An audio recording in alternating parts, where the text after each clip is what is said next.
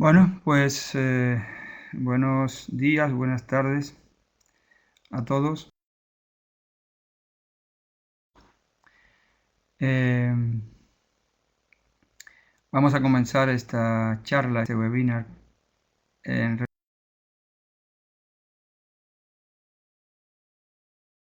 relación con un concepto, con un tema que hemos denominado concepto de entrenamiento deportivo.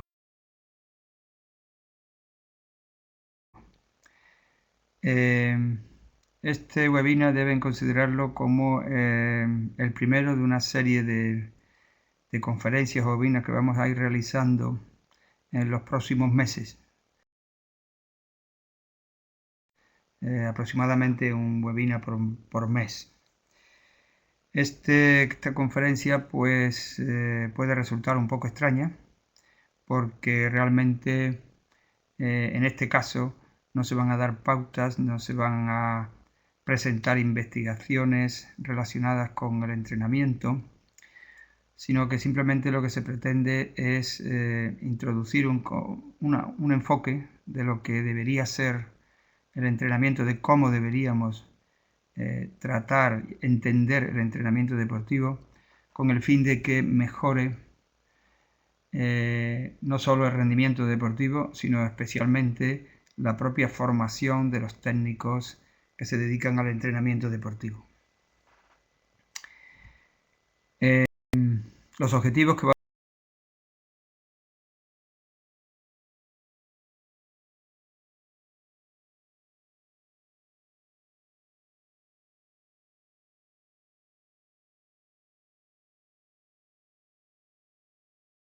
tratar de conseguir con este programa, con esta conferencia, pues lo tenemos en esta primera diapositiva.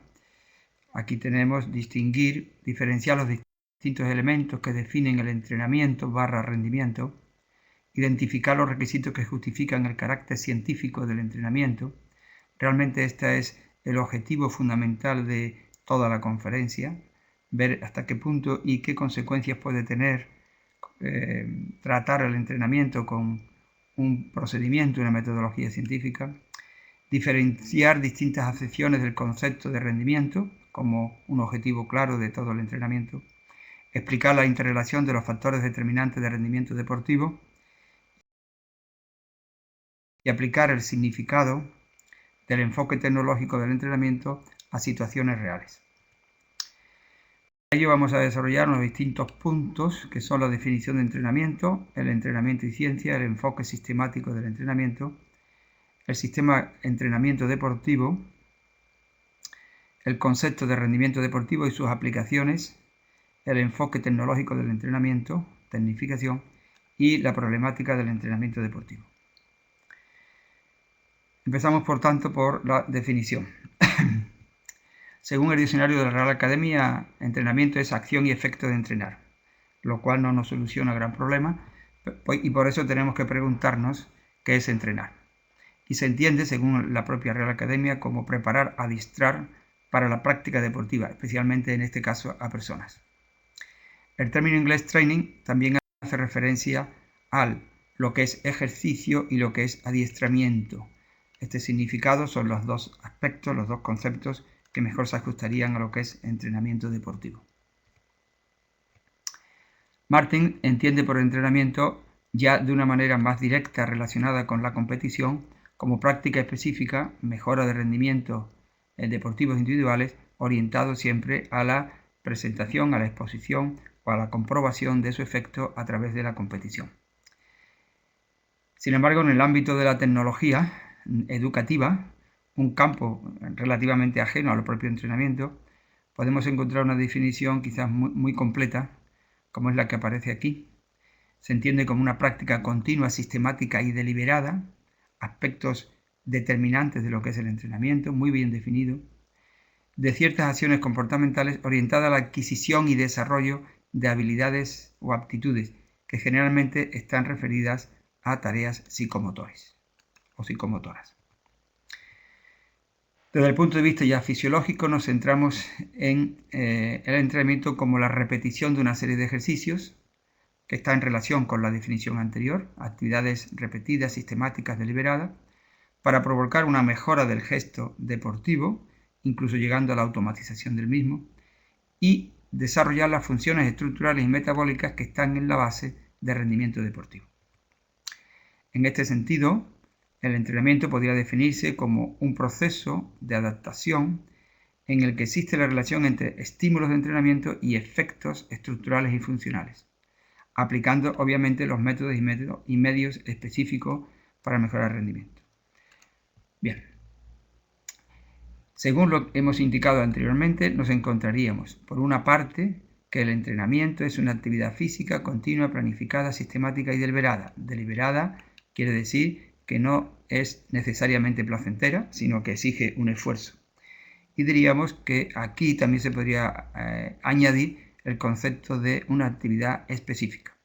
Y esta actividad específica, que tenga los requisitos de ser continuada, planificada y sistematizada y además deliberada, está realizada en función de los objetivos que se pretendan. Es decir, la misma actividad dependerá del objetivo correspondiente.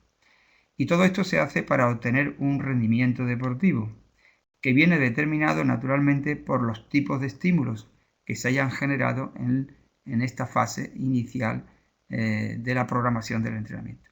Pero todo esto queda matizado,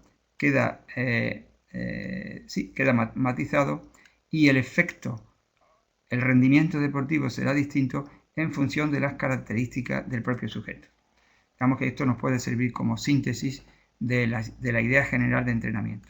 Creemos sinceramente que hasta este momento tampoco hemos descubierto gran cosa, pero sí al menos hemos puesto de manifiesto la necesidad de que esta actividad sea con estas características, sobre las cuales iremos comentando más adelante. El objetivo, como hemos dicho, de esta conferencia es ver la relación que puede existir entre el entrenamiento y la ciencia. Si nosotros consideramos el entrenamiento como ciencia, vamos a hacer en primer lugar una pequeña introducción sobre lo que son los conceptos básicos o los elementos básicos de lo que es una actuación científica. Los objetivos básicos de la ciencia, como sabemos, serían describir hechos, explicarlos y hacer previsiones sobre el comportamiento futuro. Fijémonos que de una manera consciente o inconsciente, todo el entrenamiento que realizamos lo hacemos porque esperamos, prevemos que eso va a dar un resultado, un rendimiento determinado. Bueno, pues aquí, si nosotros queremos acercar el entrenamiento a la ciencia, deberíamos trabajar con esta orientación. ¿Y cómo se lleva a cabo este proceso? Pues por la confirmación y rechazo de hipótesis. Esto, de una manera sistemática, digamos que solamente se haría en lo que es un estudio científico, pero el entrenador debe tener el talante de estar formulando determinadas conjeturas sobre lo que va a ocurrir. Estas conjeturas son hipótesis, pero que deben estar basadas en conocimientos, también en la experiencia, pero sobre todo en conocimientos científicos previos.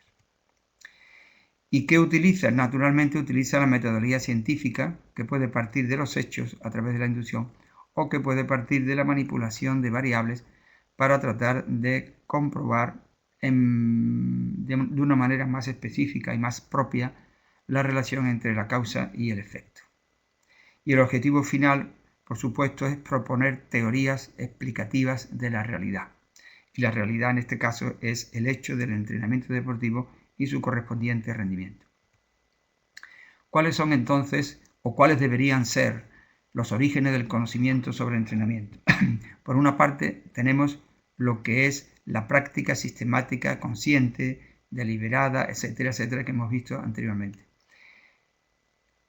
Esto tiene una función fundamental en el desarrollo del entrenamiento como ciencia, y es que la práctica, en este sentido, lo que puede hacer y lo que realmente debe hacer, es formular problemas, crear problemas, no crear problemas, sino detectar problemas a través de la práctica.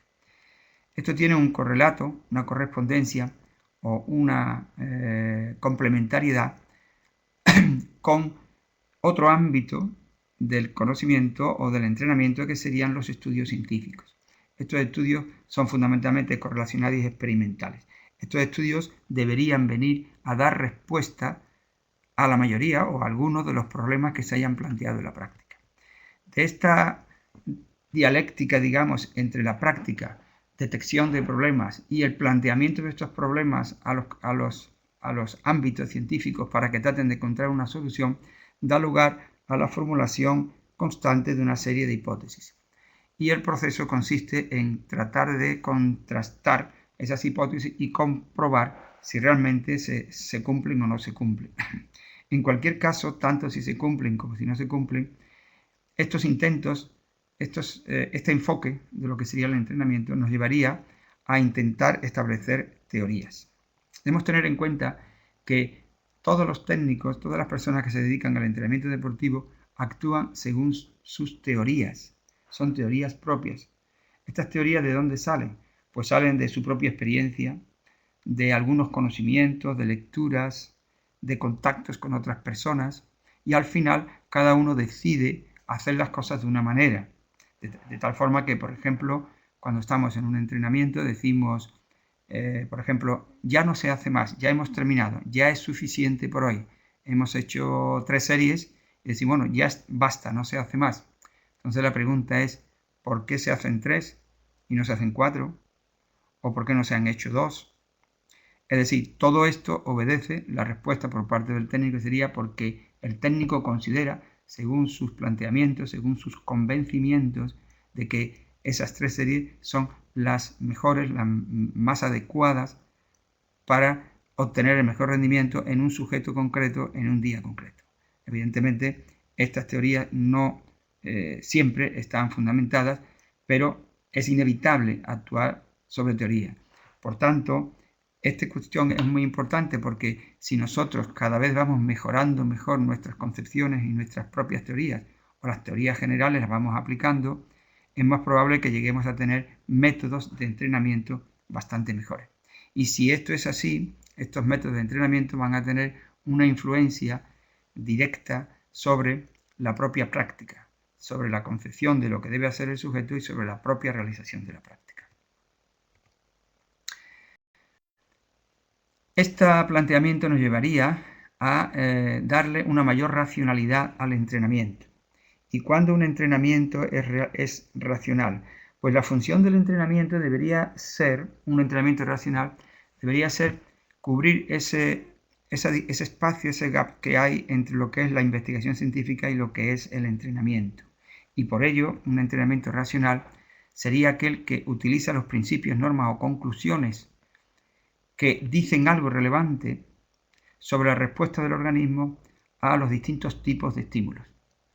Esto sería un entrenamiento racional y por tanto, después esto exige que el técnico utilice el mayor sentido común, y en este sentido el sentido común hace referencia a la utilización correcta de los conocimientos científicos a la práctica deportiva. Esa es la función, digamos, del entrenamiento como lazo de unión entre la práctica y la investigación, porque esto es lo que va a permitir comprobar si los hallazgos científicos realmente tienen efecto, se cumplen o son verdaderos o no son verdaderos. Si el entrenamiento va a ser una acción científica, vamos a ver brevemente lo que es una actuación científica. Una actuación científica exige, por una parte, el control de los hechos y fenómenos a través de la medición y la cuantificación. Esto es fundamental, no se puede entrenar si no llevamos a cabo este control. Y esto no es suficiente porque después a continuación tenemos que hacer una evaluación y una interpretación adecuada de estos hechos. Porque si medimos y no sabemos utilizar los datos de las medidas, realmente no hemos avanzado mucho. Y esto es lo que nos va a permitir inmediatamente tomar decisiones en función de las conclusiones previas que hayamos podido obtener. Esto sería actuación científica y enfoque del entrenamiento desde el punto de vista científico. Por ello, el entrenamiento deportivo con un rigor científico necesitaría el desarrollo y la utilización de material de medición adecuado y, por otra parte, también necesitaría la utilización de las técnicas estadísticas pertinentes, que en este caso no solo serían las técnicas habituales, sino que debemos tender también a utilizar las técnicas que nos indican la aplicación práctica que tendrían los resultados, sobre todo a través de lo que es el tamaño del efecto y también de los intervalos de confianza y la probabilidad de que los hechos se cumplan a favor de un tratamiento o de otro tratamiento. Este, por tanto, sería el camino para poder describir de manera objetiva los hechos y tratar de encontrar, en la mayor medida posible, la relación entre causa y efecto. Es decir, conocer en la mayor medida posible cuál ha sido el estímulo que ha provocado un determinado rendimiento. Este es un gran problema porque en la mayoría de los casos, tanto si se ha producido un efecto positivo del entrenamiento como un efecto negativo, el problema grande es no saber qué estímulo ha dado lugar a ese rendimiento. Nuestra opinión es que la elaboración de material de medición va muy por delante de la capacidad de análisis de los especialistas relacionados con el rendimiento deportivo. Por eso podemos decir que hace unos años el problema era con qué medir. Por ejemplo, a finales de los años 70, a principios de los 80, si querías, en España, por ejemplo, en el principal centro de medicina del deporte, yo pedí unas analíticas de testosterona y cortisol y no era posible realizarlos. Esto hoy día se puede hacer en cualquier laboratorio. Sin embargo, estos problemas hoy día están bastante solucionados, tanto desde el punto de vista bioquímico, fisiológico o mecánico. Entonces, ¿cuáles son los problemas ahora?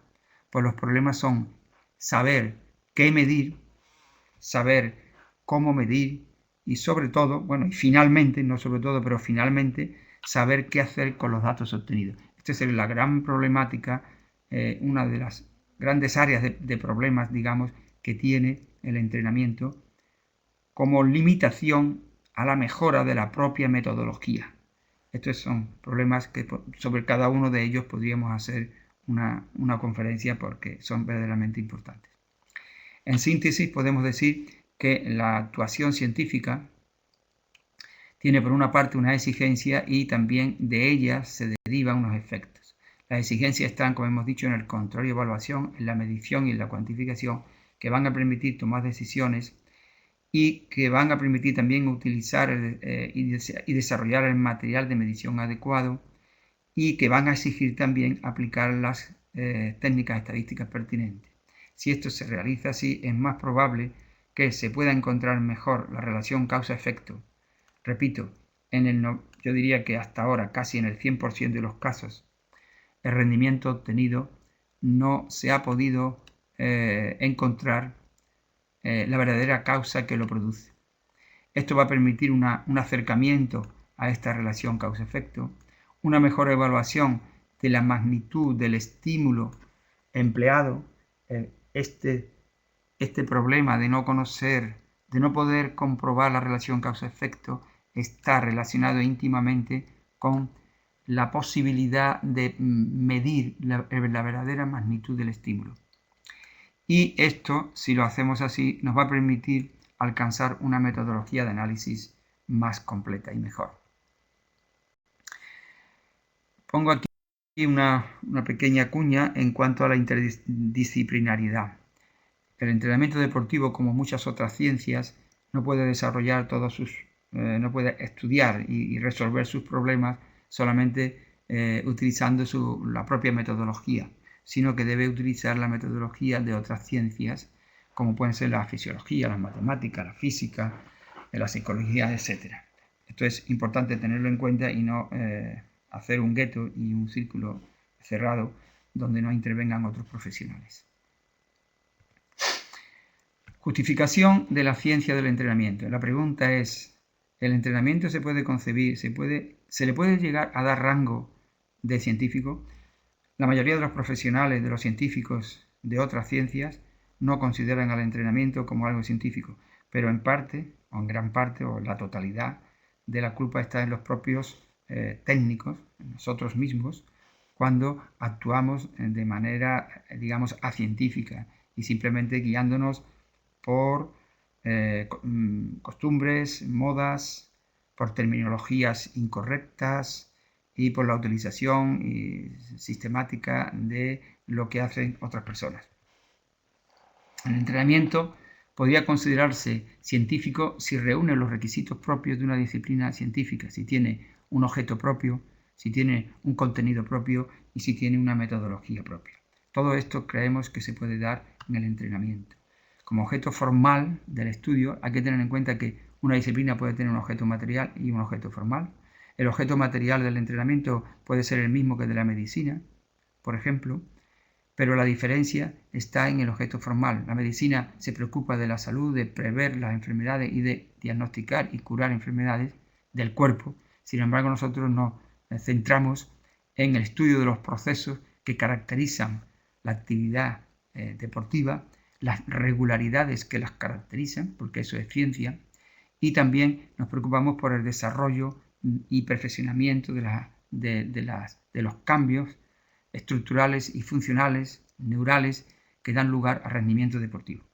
Esto da lugar a un contenido, como son el estudio de los métodos y medios de entrenamiento, su sistematización y sus funciones, adaptados siempre a las condiciones concretas en las que se llevan a cabo.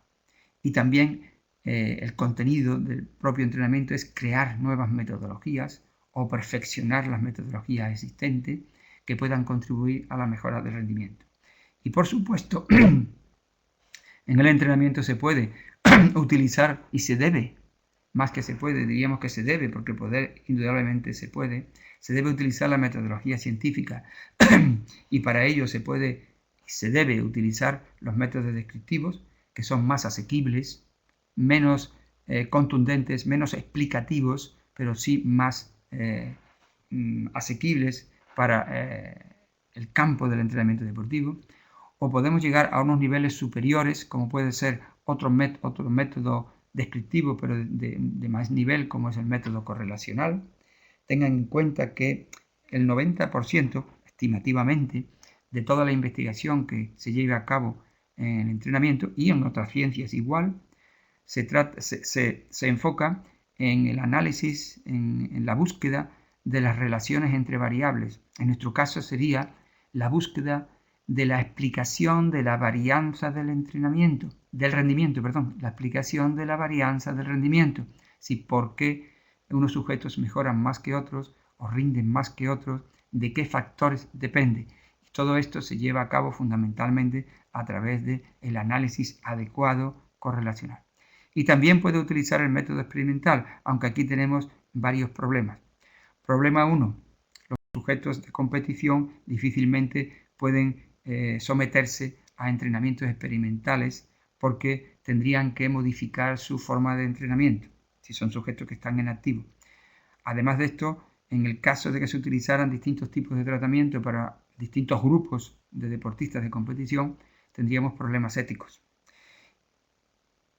Porque obviamente no es ético aplicar un tratamiento a un grupo si nosotros somos conscientes o estamos convencidos de que ese tratamiento es peor que otro. Y entonces nos encontramos con un problema colateral, y es que esta investigación experimental tenemos que realizarla en la mayoría de los casos con sujetos que no son de competición, sujetos físicamente activos al menos, pero no de competición. Con lo cual después tenemos el problema de la generalización de los resultados. Así es que este sistema es muy importante utilizarlo, es lo que más nos puede informar, pero tiene el inconveniente que hemos indicado en el campo del entrenamiento. Por supuesto que en el campo del entrenamiento deportivo se puede perfectamente, se debe siempre poner el máximo énfasis en conseguir la fiabilidad máxima de las medidas que realicemos, porque esto es lo que va a dar validez al propio entrenamiento, al propio estímulo que estamos programando. Además, se pueden utilizar los medios, los métodos aplicados por estas ciencias, por esa interdisciplinaridad de la que hablamos anteriormente, aplicando los medios y las técnicas de otras ciencias auxiliares o complementarias del entrenamiento. Por tanto, el entrenamiento lo podemos considerar como un sistema de entrenamiento deportivo. Dentro de este sistema nos encontramos, en primer lugar, a uno de sus elementos. Todo sistema tiene una serie de elementos, pues aquí en este caso nosotros somos el elemento inicial, podríamos decir. ¿Y cuál es la función de este elemento inicial? Pues la primera de ellas es el análisis. Un entrenador obviamente tiene como función poner en un papel, digamos, una serie de indicadores de carga, de indicadores de estímulo, como puede ser series, repeticiones, distancias, velocidades, descansos, etc. Eso está bien, pero eso tiene que ser fruto de la reflexión previa. Por tanto, tiene que ser fruto del análisis de su propia tarea. Como consecuencia de esto, la función personal clave es diseñar un estímulo. Podríamos decir, diseñar un grado de fatiga.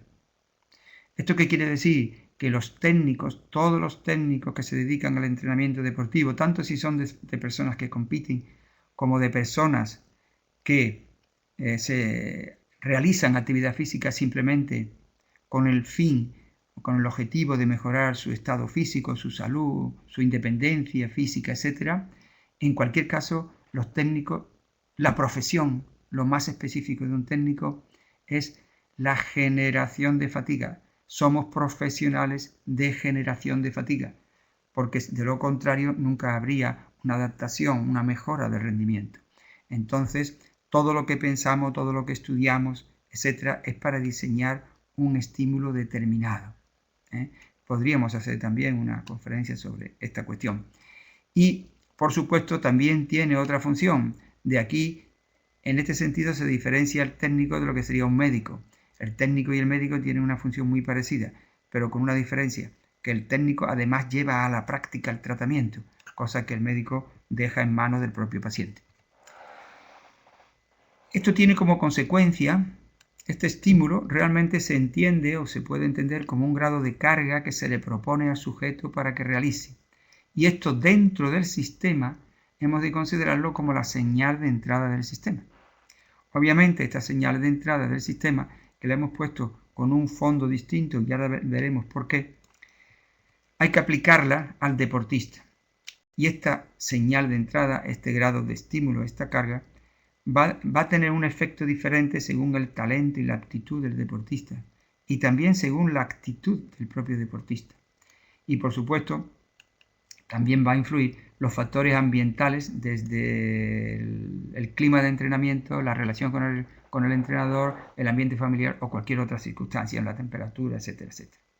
Esto, una vez que se lleva a la práctica y se le aplica al deportista, va a dar una señal de salida. Esta señal de salida podemos interpretarla como el efecto agudo del propio entrenamiento, que está muy relacionado o íntimamente relacionado, o es realmente el grado de fatiga producido por el estímulo aplicado, que va a tener un efecto crónico, un efecto más estable a través del tiempo. Obviamente, porque si no existiera este efecto, pues siempre estaríamos en el mismo sitio y no podríamos avanzar, ¿no? Siempre sería el mismo sujeto para el mismo tipo de entrenamiento. Pero aquí viene una segunda parte que es clave y determinante para la mejora de la metodología del entrenamiento, que es el control, el análisis de esta señal de salida, el control, la evaluación de la señal de salida. Esto es clave en el entrenamiento deportivo. Obviamente esto se haría realizando los tests adecuados en su momento adecuado. Bueno, pues bien, si nosotros queremos mejorar la metodología del entrenamiento, tenemos que mejorar, perfeccionar el conocimiento, la cuantificación de la señal de entrada. Porque si esto no es así, la señal de salida, el efecto, nosotros nunca vamos a saber a qué se debe. Y así hemos estado toda la vida trabajando. El efecto producido, yo diría que nunca se debe al entrenamiento programado, al estímulo programado. Siempre ese efecto se debe a un estímulo diferente al programado. Por eso es necesario conocer muy bien la señal de entrada, el grado de estímulo, que viene definido por el grado de fatiga que produce ese estímulo. Y por otra parte, tenemos que saber sacar toda la información importante de esa señal de salida. Por ejemplo, si nosotros hacemos un test final y medimos una repetición máxima y el sujeto ha mejorado la repetición máxima, podríamos pensar que el efecto del entrenamiento ha sido positivo. Pero si ese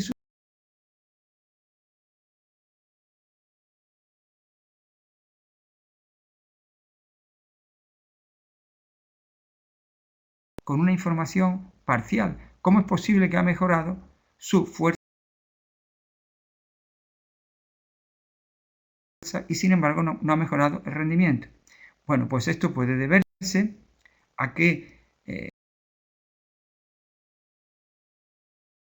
la medición o la mejora de la fuerza en un tiempo muy prolongado, como puede ser el tiempo necesario para medir una repetición máxima, no tiene tanta relación o tiene poca relación con el tiempo que necesita el sujeto o que tiene el sujeto para aplicar fuerza en su acción específica. Entonces, el rendimiento hay que medirlo de otra manera, o mejor dicho, hay que medirlo de la manera que nos permita detectar el verdadero efecto del entrenamiento. Y eso es un reto, no quiero decir que se vaya a conseguir siempre, pero es un reto. Si esto se consigue bien, entonces habrá más probabilidad de que mejore la capacidad del entrenador para analizar, la capacidad para diseñar nuevos estímulos cada vez más ajustados a las necesidades de los sujetos. Por tanto, el sistema de entrenamiento deportivo, al tener que pasar por un sistema autorregulador complejo, como es el deportista, debería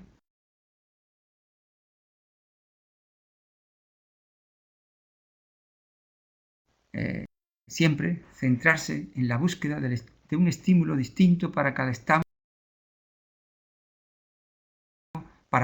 del sistema deportista. ¿Esto qué quiere decir?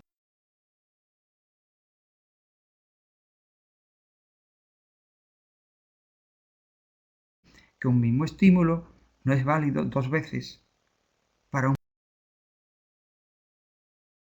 mismo deportista. Un estímulo produce el efecto deseado en un momento, en un estado. El estado es el grado de rendimiento que en un momento determinado y la capacidad de trabajo que en un momento determinado tiene el sujeto. Pues los estímulos son diferentes según el estado. Y de la misma manera, el mismo estímulo puede ser válido para unos grupos de sujetos y no serlo para otros. Es la gran problemática del entrenamiento. Pasamos entonces a definir rápidamente el rendimiento deportivo. El rendimiento deportivo se puede entender de dos maneras, como eficacia y como eficiencia. Decimos que el entrenamiento deportivo, desde el punto de vista de la eficacia, se produce cuando nosotros mejoramos en competición, mejoramos la marca, la mejora la condición física medida adecuadamente. Eso sería rendimiento en términos de eficacia.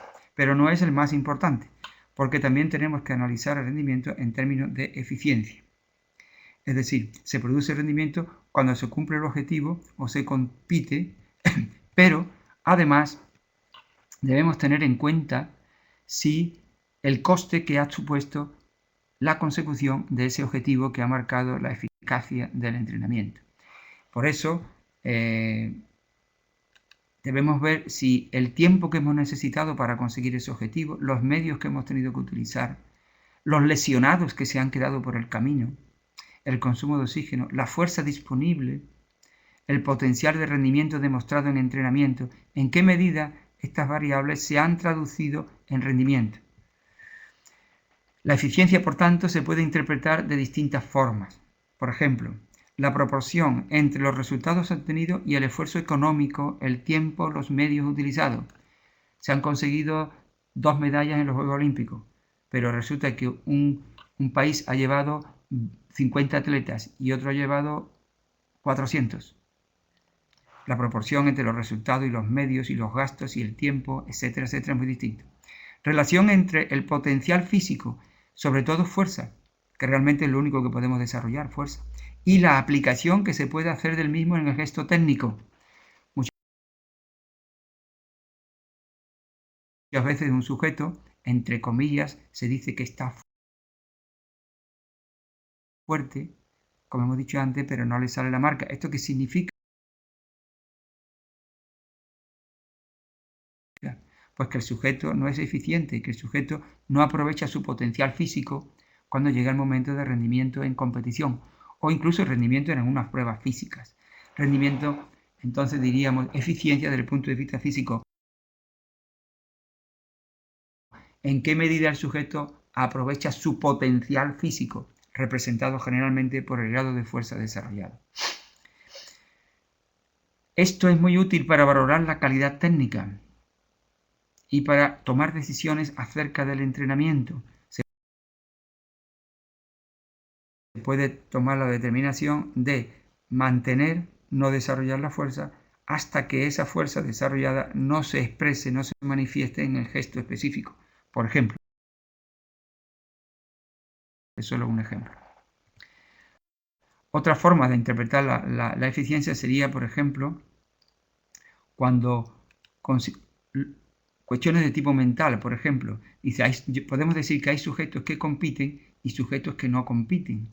Si sujetos competitivos rinden en competición de acuerdo con el potencial físico que nosotros estimamos por la observación de su comportamiento en entrenamiento o que hemos incluso medido a través de determinados tests. Sin embargo, cuando llega la competición, el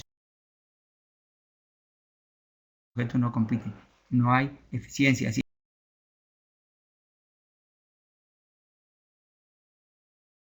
el sujeto no saca, no aporta, no expresa su potencial físico en el momento de la competición. Por tanto, podríamos decir que hay sujetos que no rinden, por eso estamos hablando de rendimiento, no rinden en función de sus capacidades, de su potencial físico. Y sin embargo, también podríamos decir que hay sujetos que compiten, de tal manera que la experiencia de algunos entrenadores perfectamente puede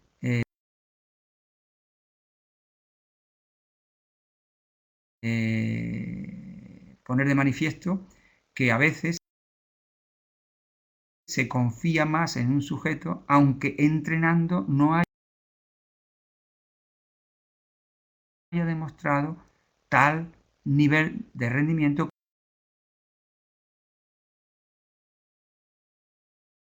como lo ha mostrado otro, porque hay sujetos que compiten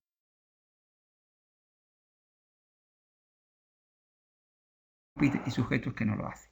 Bueno, pues esto es importante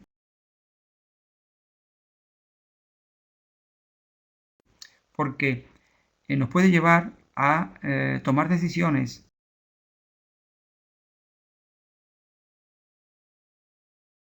con respecto a el entrenamiento que tenemos que realizar.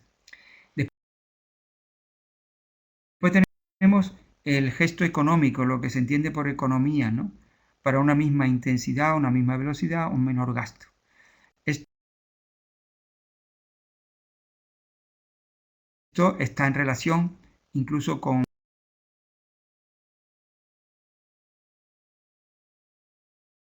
la técnica y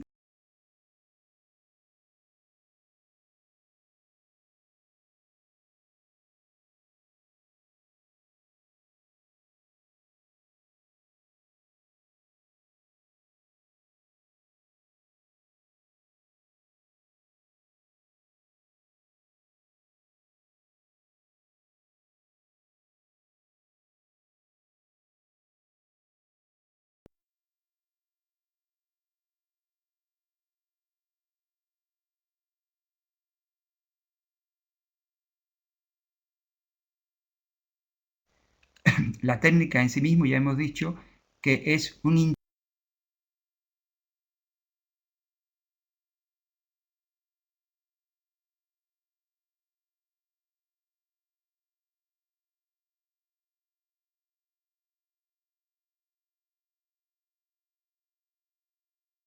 indicador de la eficiencia del rendimiento. Porque la técnica, si un sujeto tiene mejor técnica, quiere decir que aprovecha mejor su potencial de fuerza. Pero también tiene relación con la táctica. Una técnica fluida en carrera, de remada, una técnica de remada, de pedalada, la reducción de la resistencia del agua en natación, el lugar exacto por donde debe ir la piragua, en una colocación dentro de un pelotón, etc., pues tienen relación con la eficiencia, con el menor coste. También hay que tener en cuenta, que la táctica viene condicionada por la propia técnica, puesto que la toma de decisiones en la táctica dependen en gran medida de la propia técnica y de la propia condición física. Bien.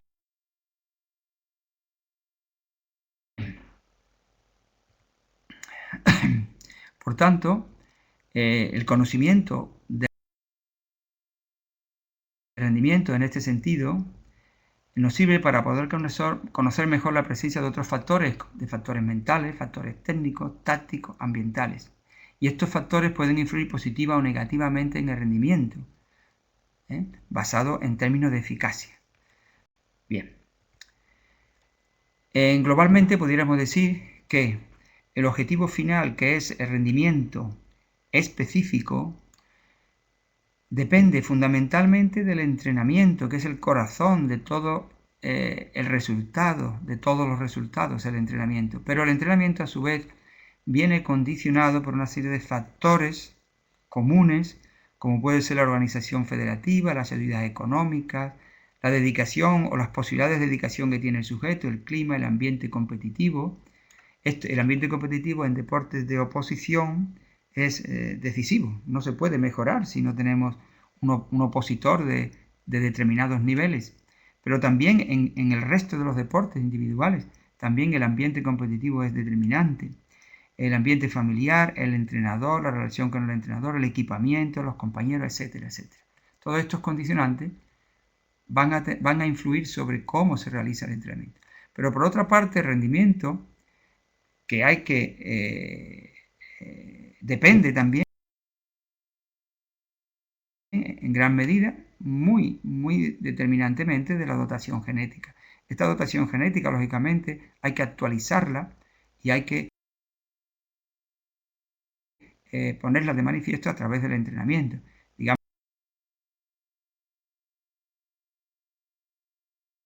que aquí tenemos la dotación genética y aquí tenemos el ambiente.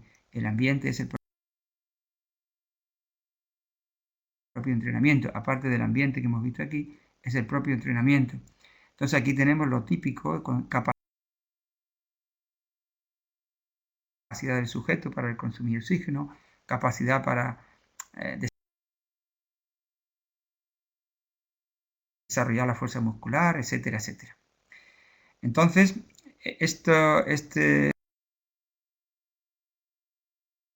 el entrenamiento, por último, digamos que también está condicionado por las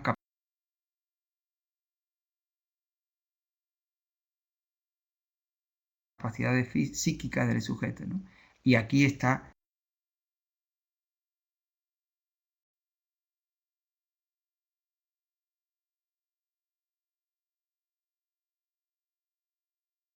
en gran medida metido todo lo que hemos hablado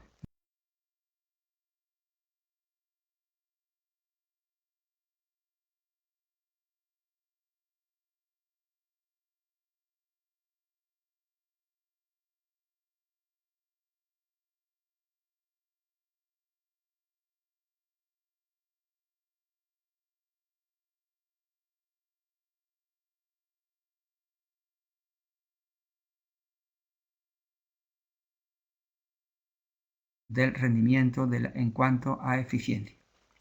Una vez que realizamos el entrenamiento, que obviamente está íntimamente relacionado y condicionado también por la competición, el objetivo es desarrollar las capacidades específicas de rendimiento. Y dentro de ellas pues estaría la técnica, las cualidades físicas y la táctica. Y todas ellas se desarrollarían con los entrenamientos, con los estímulos adecuados y adaptados al deporte y al propio sujeto. Todo este conjunto, este sistema, pues realizado como venimos indicando, podría llevarnos a un rendimiento específico más notable.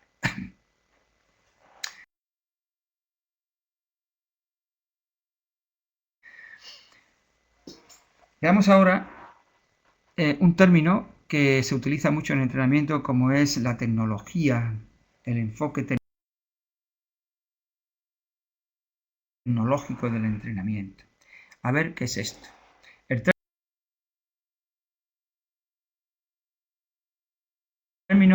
los términos, por ejemplo, teoría del entrenamiento que venimos hablando, metodología que hemos visto, técnica, métodos, medios, todo esto está relacionado con la ciencia del entrenamiento, pero no están de la misma manera. Por ejemplo, unos conceptos de los indicados anteriormente, lo que tienen como objetivo la explicación de los hechos, contrastar hipótesis, búsqueda de la verdad. Pero por otros tienen como objetivo la aplicación de los conocimientos científicos a la resolución de problemas concretos.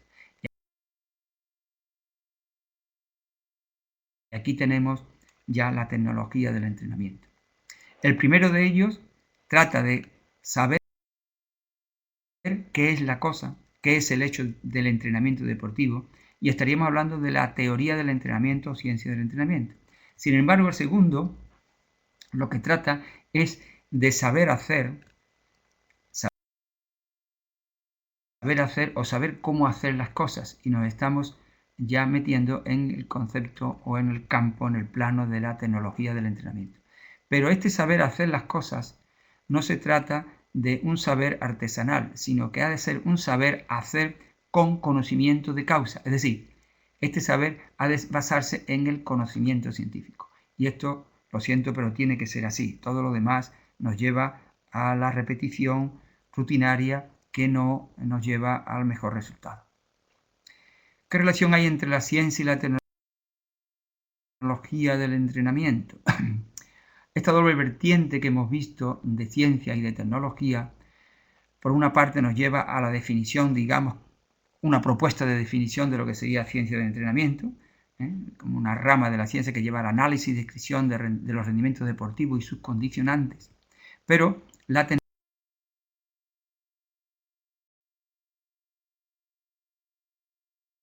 tecnología se ocupa y se preocupa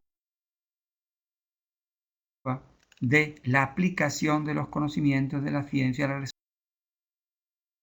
resolución de problemas prácticos. Es decir, se orienta al desarrollo y aplicación del diseño del proceso de entrenamiento y de su control, basándose en sus decisiones fundamentalmente en los conocimientos científicos. Diríamos que aquí está la clave de todo este planteamiento que venimos haciendo. Podemos abundar un poquito más. Uno de los principales objetivos de la tecnología, según hemos visto, es la metodología del entrenamiento. Ya hemos dicho hace ya bastante tiempo que la metodología solamente se podía perfeccionar si conocíamos bien la señal de entrada y si conocíamos bien la señal de salida. Y todo esto no se puede hacer más que por procedimientos científicos. La metodología del entrenamiento tendrá carácter tecnológico si su desarrollo es presidido y justificado por los conocimientos científicos, la ciencia del entrenamiento y las ciencias afines que contribuyen a explicar el hecho del entrenamiento. Todo esto nos lleva a presentar o a definir el término tecnificación. No sé si en los países hispanoamericanos se utiliza mucho este término de tecnificación. En España, desde luego, se ha utilizado mucho y se sigue utilizando, siempre de manera incorrecta. En Argentina, al menos, sí sé que en un momento determinado se utilizó este término.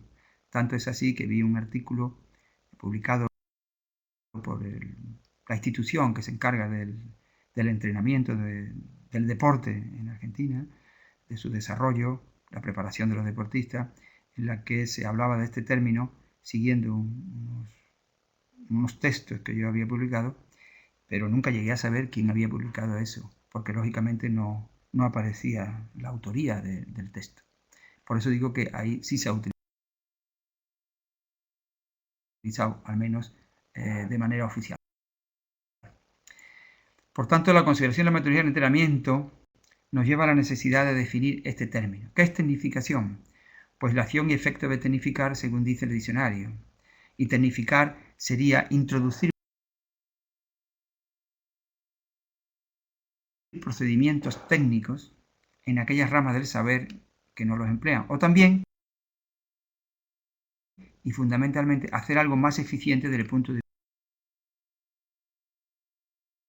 vista tecnológico. Tecnificación, por tanto, hay que destacar dos conceptos: procedimientos técnicos, que sería el conjunto de procedimientos y recursos de que se sirve una ciencia o arte, y procedimiento tecnológico, aquello, según dice el propio diccionario, aquello perteneciente o relativo a la tecnología.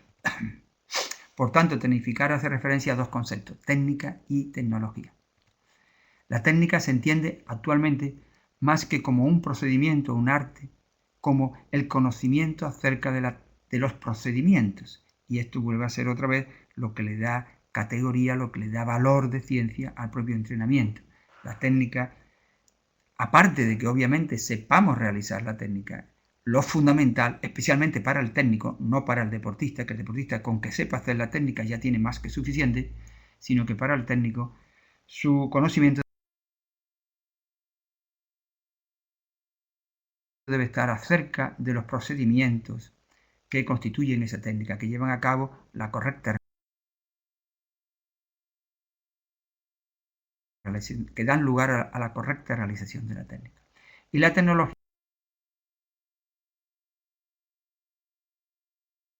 versa acerca de la técnica y es entendida como forma racional de actuar. Para ello vamos a ver la definición de un insigne filósofo argentino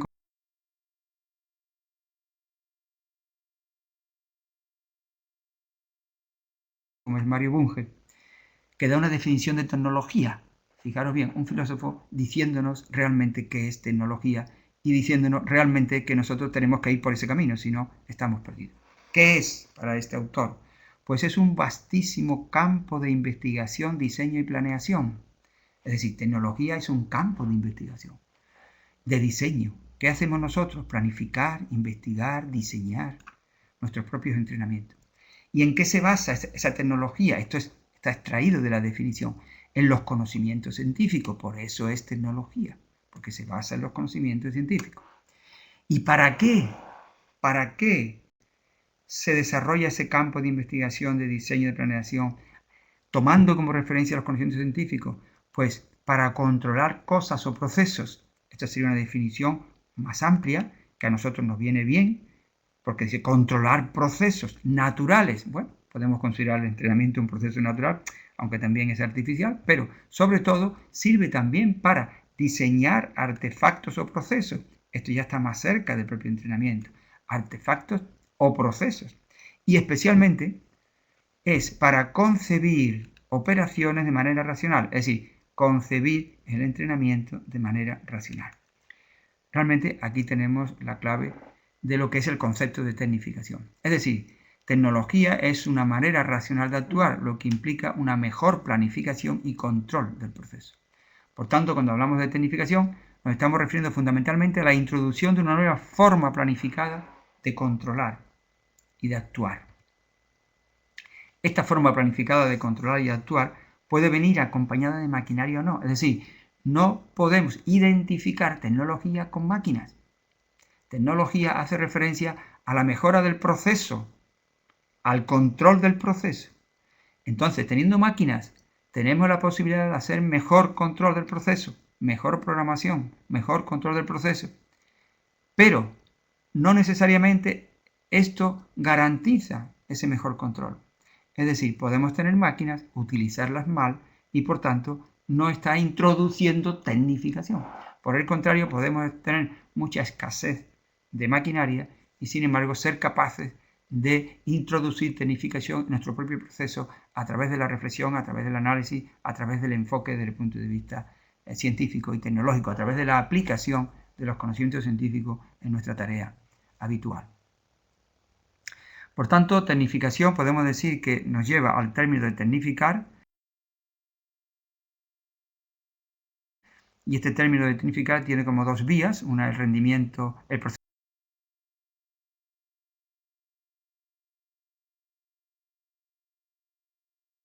procedimiento técnico y el procedimiento tecnológico, de donde se deriva la técnica y la tecnología, que están unidas porque la tecnología incluye a la técnica, digamos, ¿no? La técnica entendida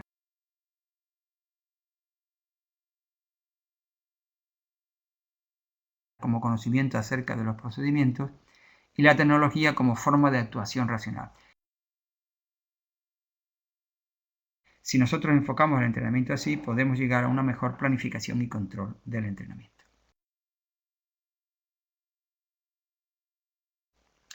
El entrenamiento como proceso tecnológico, por tanto, debe considerarse un procedimiento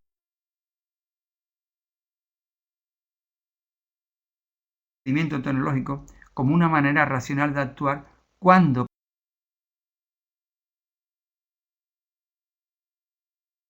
planificamos, desarrollamos y controlamos el proceso de entrenamiento. Así como un conjunto de principios y modelos, modos de operar que capacitan al entrenador. Cuidado, esto es fundamental, que capacitan al entrenador. El entrenador puede buscar todas sus fuentes de información, pero la principal se encuentra en su propia forma de actuar. Eso es la mayor información, la mejor. Obviamente, aprovechando todos los conocimientos, toda la información que pueda recabar, que pueda asimilar y que pueda estructurar en su propia estructura de conocimiento, ¿no? Bien.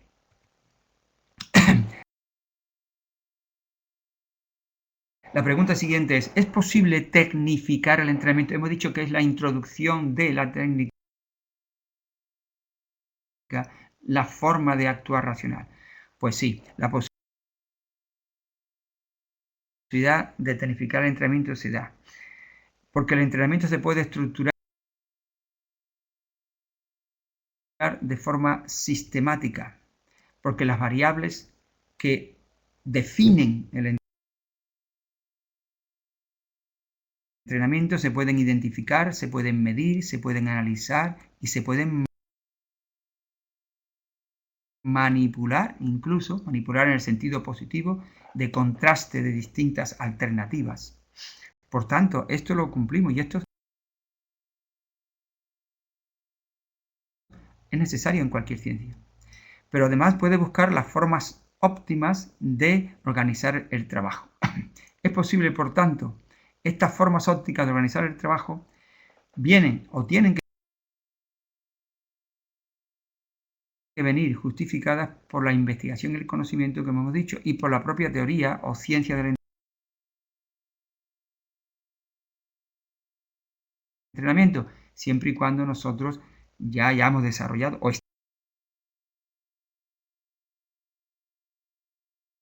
esté desarrollado suficientemente la ciencia del entrenamiento, lo cual es tarea de todos en cualquier momento. Por tanto, un enfoque tecnológico consistiría en la aplicación sistemática de fuentes del conocimiento a las características de cada individuo para organizar adecuadamente el entrenamiento. Esquemáticamente diríamos que el proceso tecnológico tiene posibilidad de tecnificación porque por una parte las variables que componen o que definen el entrenamiento se pueden identificar, analizar o manipular, pero por otra parte también tiene la posibilidad de utilizar las aportaciones de la medicina, la biomecánica, la física, la matemática, etcétera, etcétera, etcétera, para dar sentido a lo que estamos haciendo. Todo esto podría llevarnos a una mejor forma de organizar el entrenamiento, es decir, mejora del proceso de entrenamiento. Pero ahora viene una pregunta importante. ¿Cuáles son los elementos tecnificados? Hemos dicho que introducimos tecnificación. ¿Pero quiénes son los tecnificados? ¿Los deportistas? De ninguna manera. Cuando hablamos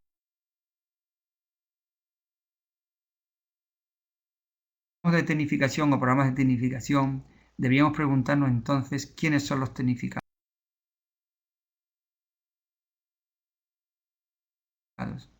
Si tenemos en cuenta este concepto que hemos venido explicando, los tecnificados son los entrenadores o técnicos o especialistas de apoyo. Todo el cuerpo técnico que rodea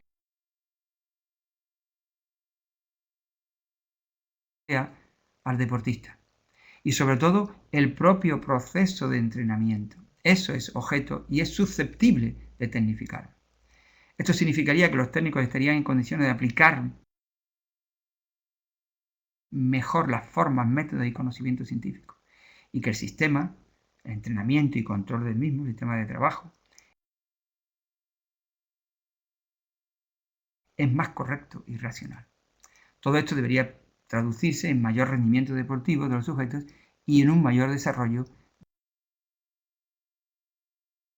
del deporte correcto. Entonces, ¿quiénes son los tecnificados? Los entrenadores, los técnicos de apoyos y el propio entrenamiento, es decir, el proceso de entrenamiento. ¿Y quiénes son los beneficiarios? Pues los beneficiarios son precisamente los deportistas y el deporte. Por tanto, no son los deportistas tecnificados. Los deportistas son beneficiarios de la tecnificación. Todo esto produciría una mejora de los resultados, una mejor calidad del proceso de entrenamiento y una mayor formación de los técnicos. Siguiendo con esto podemos decir, aclarando, no se puede decir que tenemos un grupo de deportistas de tecnificación. Esto incluso en muchos ámbitos oficiales dicen, no, tenemos un grupo de iniciación, otro de tecnificación y otro de perfeccionamiento. Eso no tiene absolutamente ningún sentido. Generalmente se identifica tecnificación con sujetos jóvenes y ese es un error más importante todavía. La tecnificación es más necesaria, es más importante cuanto mayor es el rendimiento deportivo. Cuando los sujetos son jóvenes, digamos que, no digo cualquier entrenamiento, pero casi cualquier entrenamiento, cualquier carga, siempre que sea baja mejor, pero cualquier carga, cualquier frecuencia de entrenamiento, etcétera, etcétera, le va a hacer mejorar bastante.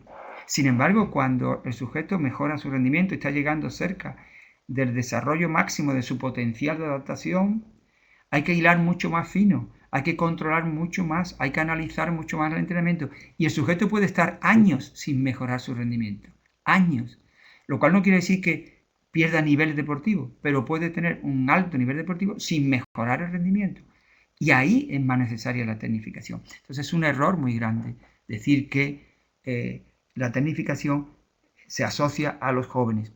Entonces, la tecnificación debe estar presente desde que se realiza el primer entrenamiento hasta que el sujeto termina su vida deportiva.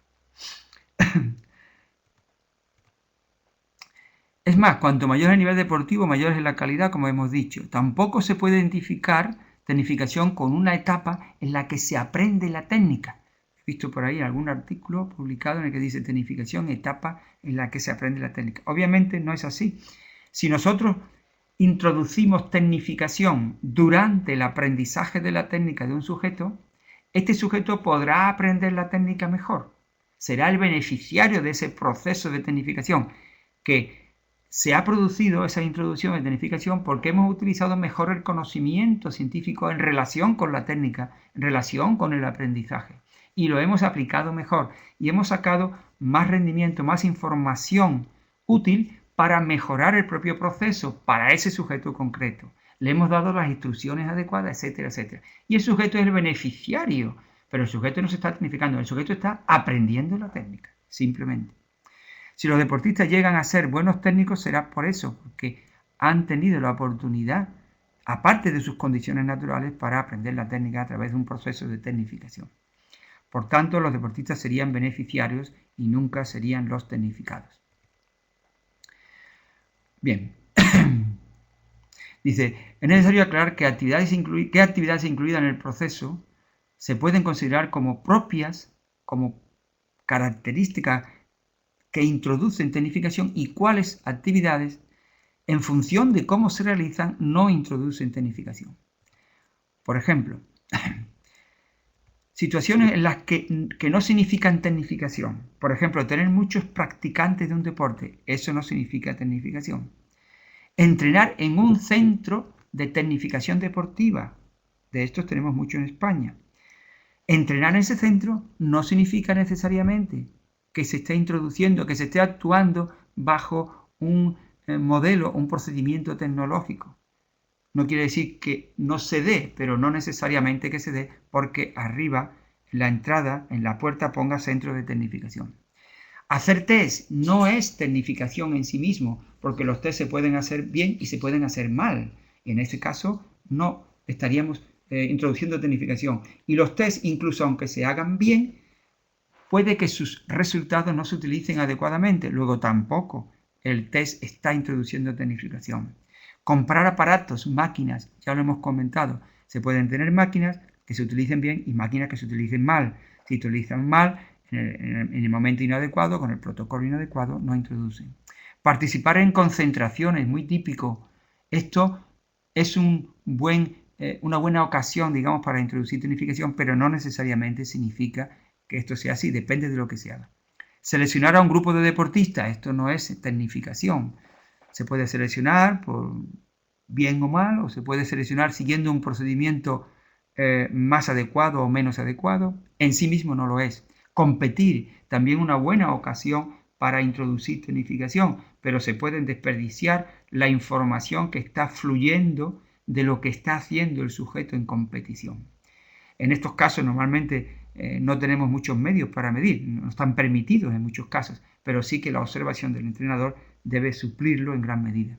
Sin embargo, podía ser tecnificación planificar y programar adecuadamente el entrenamiento, podía ser tecnificación controlar el entrenamiento adecuadamente, hacer aplicaciones adecuadas de los resultados de los test, utilizar las máquinas con un enfoque tecnológico, sabiendo ya todo lo que hemos dicho de lo que significa ese enfoque, individualizar el entrenamiento. Hay que distinguir, como creo que todo el mundo entiende, entre entrenamiento individual y entrenamiento individualizado. Obviamente, entrenamiento individual, como su propio nombre indica, sería entrenar a una persona, y el entrenamiento individualizado es entrenar a una persona o muchas personas en función de sus necesidades. La estructuración, análisis y revisión permanente de lo que se está haciendo, eso es la base fundamental de lo que es la tecnificación. En síntesis, podríamos decir que el enfoque de la tecnificación, como lo indicamos aquí, podía aportar las siguientes ventajas. Obtención de mejores resultados. La calidad de los procesos de entrenamiento serían mejores. Formación de los propios técnicos. Se hacen muchos cursos, estas mismas actividades que estamos realizando, debemos hacerlas con ese espíritu y debemos escucharlas, atenderlas con esa mentalidad y no simplemente repetir lo que haya dicho una persona u otra. Mejorar la terminología relacionada con el proceso del entrenamiento, que es una cosa muy importante. Uno de los indicadores de que una ciencia está consolidada, que está aceptada, que está respetada, es su propia terminología. En el campo del entrenamiento esto es bastante deficiente. Se utiliza mucha terminología que no tiene significado. Por eso muchos otros científicos a veces no nos consideran, no nos toman en serio, porque utilizamos términos que son muy inapropiados. El entrenamiento es, o los entrenamientos son, el entrenamiento es números, no palabras. Si nos basamos en utilizar mucha terminología y detrás de ella no hay nada, o utilizamos distinta terminología y lo que hay detrás es lo mismo, le das un nombre, le das otro, pero en el fondo es lo mismo, todos estos problemas quedan solucionados en gran parte si nosotros en el entrenamiento lo enfocamos como números que determinan estímulos y estímulos que determinan grados de fatiga. Y esa es la vía del entrenamiento. Estas mejoras cualitativas deberían traducirse en logros como los siguientes: modernizar los planes y programas de entrenamiento, ayudar a definir y formular adecuadamente los objetivos, aplicar una adecuada evolución de los procesos, mejora del conocimiento acerca de los efectos de la carga, mejora de la metodología del entrenamiento. ¿Creéis, los que me oís, que esto que estamos diciendo es una obligación de los técnicos? Creo que es una obligación, pero eso sería ver el problema mal, no ver el problema en su conjunto, porque esto realmente no es que sea una obligación de los técnicos, es un derecho de los deportistas.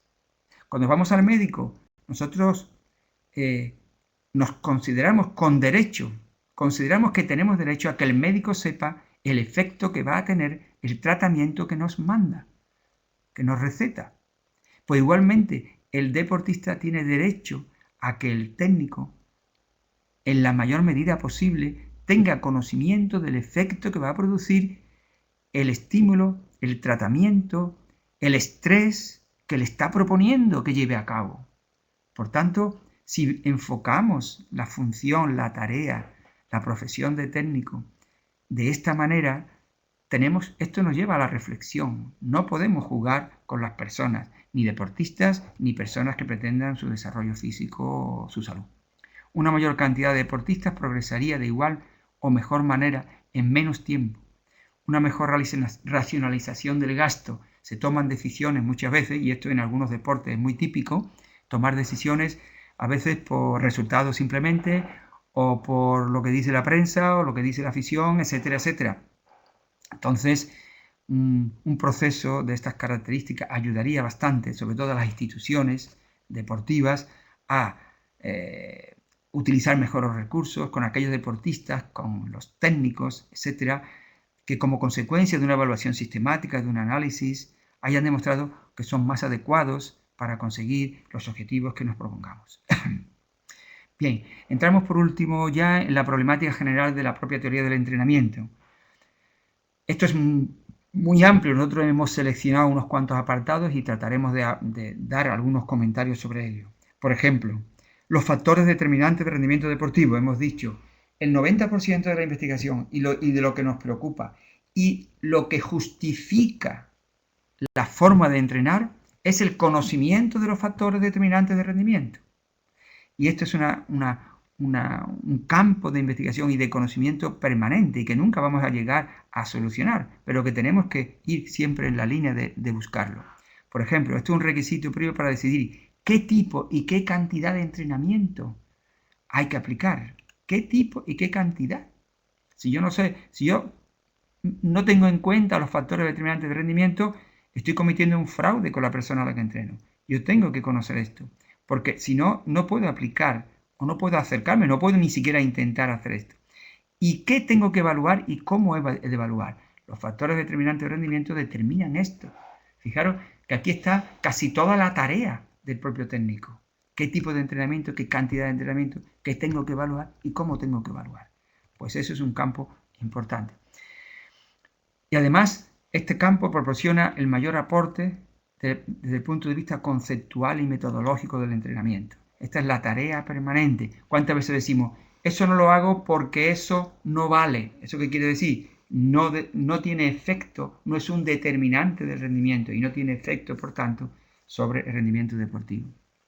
La importancia de los factores genéticos es un campo al que el técnico no puede llegar, pero sí debe conocer y debe hacer sus deducciones, sus análisis, aunque nunca pueda llegar a saber cuál es la genética ni que va a determinar el rendimiento, o por lo menos que no pueda estudiarla, aunque pueda colaborar. Condiciona el resultado que pueda obtener un sujeto, condiciona incluso el tipo de deporte que se puede hacer. Esto, como sabéis, está ahora desarrollándose y se habla de las posibilidades de sujetos que posean genes para la resistencia, genes para la velocidad, etcétera, etcétera. Análisis conceptual y métodos de entrenamiento de las cualidades físicas. Esto es un complemento de todo lo anterior. Nosotros, independientemente del deporte que sea, necesitamos desarrollar las cualidades físicas y tenemos que saber las formas de entrenarlas, el grado de desarrollo, no se puede desarrollar determinadas cualidades físicas en la misma medida según los deportes. Y por supuesto y fundamentalmente no se puede utilizar la misma forma para entrenarla. Esto es un campo muy importante. Desarrollo de la técnica y la táctica deportivas. La técnica, entendida como, en este caso, como forma racional de ejecutar, de realizar los ejercicios, es la óptima aplicación de la fuerza. Todas las orientaciones que le damos a un sujeto para que realice la técnica de una manera determinada y no de otra, es solo y exclusivamente porque de esa manera determinada que le aconsejamos, el sujeto es capaz de aplicar más fuerza y no hay más. Esa es la técnica deportiva. Por tanto, su importancia radica en que es un factor determinante de rendimiento en términos de eficiencia. La técnica, la buena técnica, permite mayor eficiencia, mayor rendimiento con menos gasto, mayor rendimiento con el mismo potencial físico. La táctica, que es el cómo de la estrategia. La táctica es el cómo, forma parte de la estrategia, es el cómo de la estrategia, la forma de hacer las cosas. Es determinante en el rendimiento en cuanto a la toma de decisiones. A los futbolistas que más les pagan son a los que mejor deciden en el campo. Y eso es táctica. Y viene condicionada por la técnica y la condición física. Un sujeto puede idear, puede pensar en una acción determinada, pero no la realiza porque no se encuentra con la suficiente técnica para realizarla o no se encuentra con la suficiente condición física. Las tácticas que se utilizan a través de un partido de fútbol, por ejemplo, se modifican a medida que el sujeto se va fatigando. Las acciones son diferentes. Por tanto, es muy importante el estudio de estas características. La distribución de los ejercicios y los estímulos de los ciclos de entrenamiento. Esto es lo que llamaríamos como programación del entrenamiento. Esto, obviamente, por la gran dificultad y la complejidad que tiene, es lo menos desarrollado. Está desarrollado o podemos desarrollarlo parcialmente, con estudios parciales que en conjunto nos den orientación sobre qué es lo que tenemos que hacer. Pero obviamente es un campo muy complejo, muy diversificado, con muchos factores que evidentemente necesita un desarrollo permanente. Actualmente, como es lógico y natural, se tiende a desarrollar una teoría de la programación basada en las respuestas biológicas del organismo. No se trata de decir, hay que hacer 3, 4 o 5, no. Hay que ver qué pasa cuando hago 3, cuando hago 4, cuando hago 5. ¿Cuántas series de 40 metros debe hacer un sujeto en un entrenamiento, por ejemplo, un velocista? ¿Cuántas series de 40 metros tiene que hacer? ¿En qué nos basamos? Pues, no sé, en una tradición que dice que 40 metros se hace 6, 8, 10, 14, 20 veces, no sé. No, eso no sería un procedimiento tecnológico. El procedimiento tecnológico es decir, yo cuando hago serie de 40 metros, ¿qué estoy haciendo? Aplicando un estímulo, generando una fatiga al sujeto. Y la pregunta es, ¿qué grado de fatiga sería el óptimo? Porque fatiga tenemos que tenemos que provocar. Pero ¿cuál es el grado óptimo? Ahí está la cuestión. En relación con, por ejemplo, con el grado de estímulo que acabamos de decir, el grado de estímulo y tipo de estrés ocasionado por el estímulo es un objeto permanente, es un derecho del deportista que el entrenador se preocupe por esto. El tiempo de recuperación necesario de las sesiones de entrenamiento, un problema siempre pendiente, pero está relacionado lógicamente con el grado de estímulo, porque el descanso también forma parte, digamos, en función del grado de recuperación, en conjunto forma parte del estímulo. Los medios de recuperación utilizados, el tiempo durante el cual es efectivo un tipo de estímulos. ¿Creen ustedes que un mismo estímulo, una misma carga relativa podría ser positiva durante una temporada entera? El primer pensamiento sería que no. Pues sí, es suficiente en determinadas edades, en determinados grados de desarrollo y sobre todo con determinados potenciales de rendimiento, potenciales de adaptación. Es suficiente utilizar el mismo estímulo, prácticamente, como es obvio, el mismo estímulo relativo. ¿Qué es lo que se modificaría a través de la temporada? Exclusivamente el estímulo absoluto, la carga absoluta. El estímulo relativo puede ser el mismo durante toda una temporada. Obviamente esto no sería aplicable o sería válido durante toda la vida deportiva, pero sí que es fundamental que nosotros tengamos en cuenta esto. ¿Y esto cómo lo sabemos? Pues si medimos determinadas variables antes de iniciar un ciclo y después de terminar un ciclo. No digo que se mida diariamente, que ya sería mucho más concreto, mucho más preciso, sino con que se mira antes y después es posible llegar a estos conocimientos, a estas conclusiones. El tiempo necesario para alcanzar una transformación estructural y funcional suficiente y específica. Suficiente y específica. ¿Cuánto tiempo es necesario? Sabemos que desde la primera sesión de entrenamiento se producen transformaciones estructurales y nerviosas. Desde la primera sesión. Pero ¿cuántas sesiones son necesarias para que se produzca un cambio estable o un cambio suficiente o relevante? Pues a veces después de 3 o 4 o 5 sesiones hay cambios relevantes, importantes. Y esto es muy importante tenerlo en cuenta, porque el sujeto está siendo otro ya. Esto es tecnología y esto es tecnificación. El efecto recíproco de la estimulación y desarrollo de sistemas funcionales y estructurales semejantes.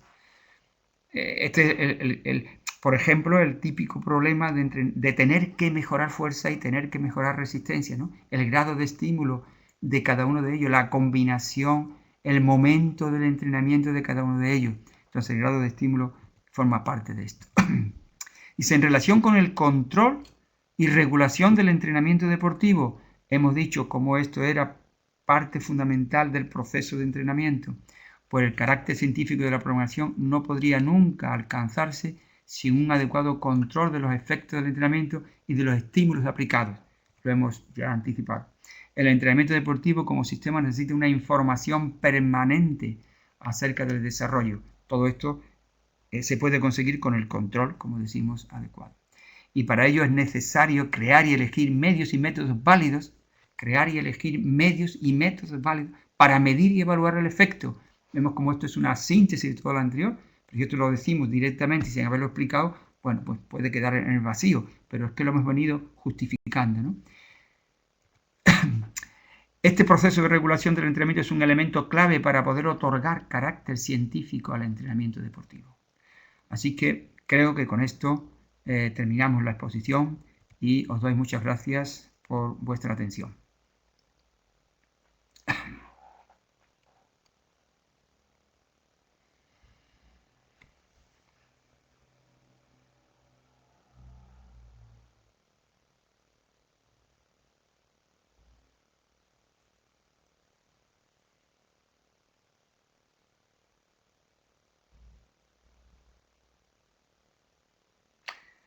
Si tengo que responder algunas preguntas, algunas cosas, no lo sé.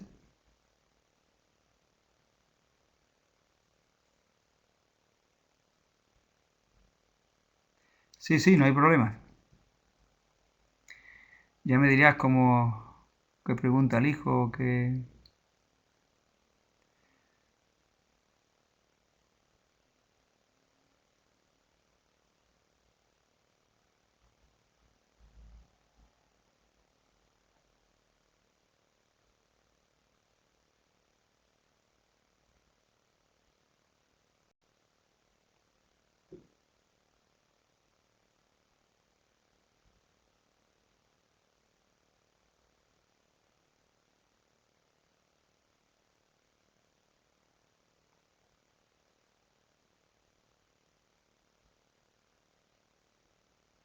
De acuerdo, de acuerdo.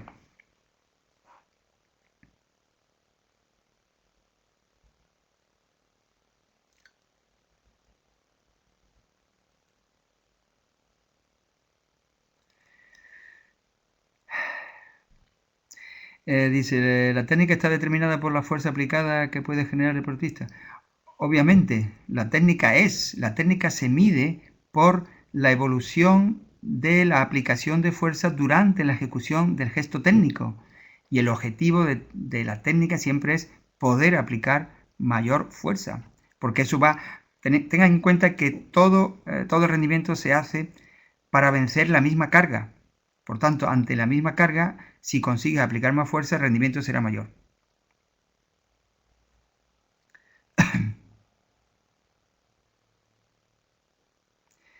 Hace unos minutos hice una pregunta, ¿por qué no usar métodos experimentales con atletas de alto rendimiento? Sí se pueden utilizar métodos experimentales. De hecho, en mi tesis doctoral apliqué métodos experimentales en 3 estudios diferentes y actualmente estamos aplicando métodos experimentales en algunos casos. pero tiene una serie de problemas. Problemas éticos, problemas de imposibilidad de adaptación del entrenamiento habitual a un programa, a un tratamiento concreto, y entonces esto es un problema, evidentemente, pero en la medida de lo posible se puede hacer, depende, ¿no?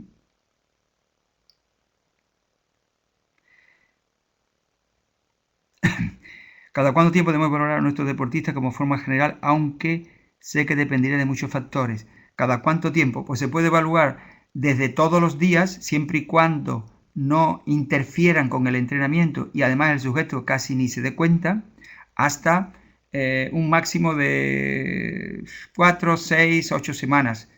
Más de ese tiempo no debería pasar porque perderíamos mucha información. Pero también caben las evaluaciones intermedias, ¿no? Por cada semana, cada 10 días, cada 15 días, etc.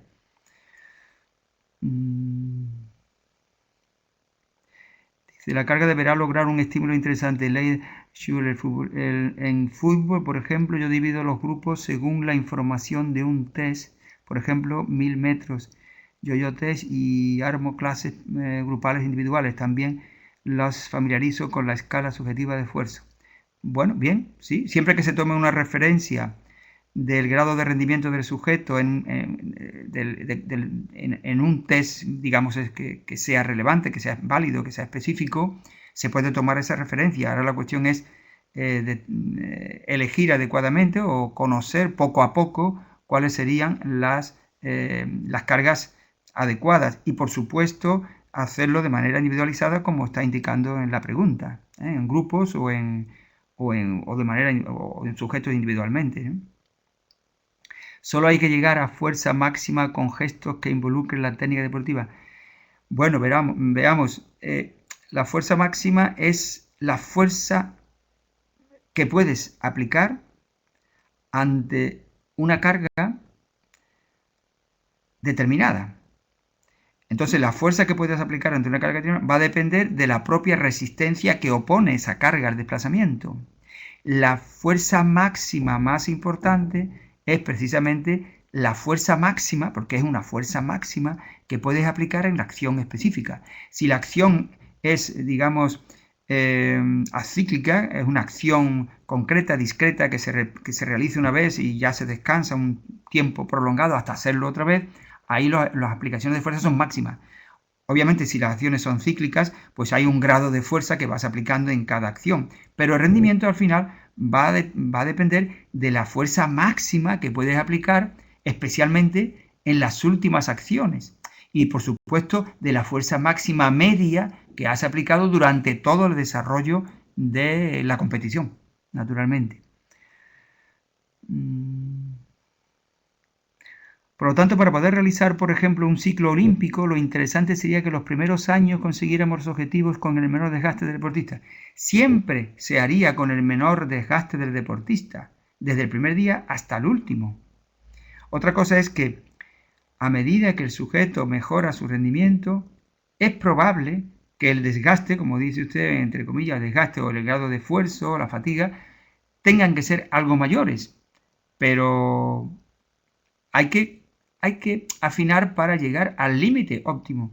No se obtiene el mejor resultado cuando la fatiga es máxima casi permanentemente o cuando se llega al fallo, etcétera, etcétera. No se obtiene el mejor rendimiento.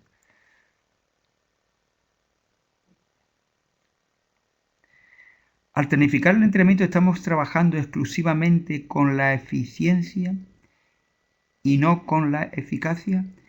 No, al terminar el entrenamiento, digamos que al tecnificar el entrenamiento se puede conseguir mayor eficiencia en el sentido de menor tiempo para conseguir un resultado, menor riesgo de lesión, menor gasto energético, etcétera, etcétera. Todo esto supone eficiencia, pero nunca habrá eficiencia si no se consigue la eficacia. Es decir, si no consigues el objetivo previsto, la eficiencia no tiene mucho sentido, puesto que la eficiencia es la relación entre lo que haces y el coste de tiempo, de gasto, de energía, etcétera, etcétera, para conseguir ese objetivo, naturalmente. Si grupos que comportan ciertas condiciones fisiológicas, yo testeo cada 4 o 5 meses y este testeo se refiere a la capacidad aeróbica en cuanto a los estímulos de fuerza rápida, velocidad, de reacción. Realizo estos trabajos casi en todos los entrenamientos. No entiendo muy bien. Bueno, quiere decir que, bueno, podría hacer test de estimación de capacidad aeróbica y después otros test que no interfieren con el entrenamiento, como puede ser el término fuerza rápida, es un poco confuso, pero bueno, digamos que acciones de máxima velocidad, el tiempo de reacción, más que velocidad sería el tiempo de reacción, estos se puede hacer con más frecuencia, pero procurando, esto da mucha información, una información muy importante, incluso te va a dar información sobre esa capacidad aeróbica, depende de los deportes, pero también te da información sobre eso, porque te da información del estado físico del deportista. Se debe hacer con tanta frecuencia como sea útil, sin crear hábitos de test, porque entonces lo que hacemos es entrenarnos para los test, depende del test que realices. Si el test es una acción propia de la competición, no hay ningún problema. Si el test no es propio de la competición, puede darse el caso que mejoras el test, pero no mejora la competición. ¿Por qué? Porque estás entrenándote para el test. Entonces, si esto se tiene en cuenta y se procura evitar, y además el propio test no interfiere en el entrenamiento, puedes hacer todos los entrenamientos que quieras. Perdón, todos los tests que quieras. Dice, la mejora de la fuerza máxima tiene un límite. Sí, si es así y el rendimiento depende directamente de eso, ¿cómo podemos progresar hacia una mejora de esa fuerza máxima? Bueno, este es el problema. La fuerza máxima tiene un límite y sobre todo tiene un límite, bueno, tiene un límite, necesariamente ha de tener un límite, no sabemos cuándo se ha llegado al límite con precisión, pero tiene que tenerlo, eso parece obvio. Pero el límite fundamental que tienes que tener en cuenta es el límite en la acción específica. Porque tú puedes seguir mejorando la fuerza de los miembros inferiores o en un ejercicio determinado, medido con un ejercicio determinado, pero no mejorar la fuerza con el ejercicio específico.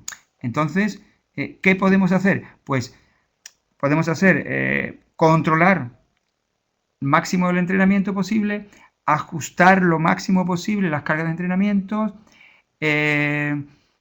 y diríamos que eso es, no hay otra posibilidad, ¿no? No hay otra posibilidad, controlar el entrenamiento, ajustar las cargas y esto es la vía para poder conseguir un límite, aumentar, digamos, a retardar ese límite de manera que pueda seguir progresando.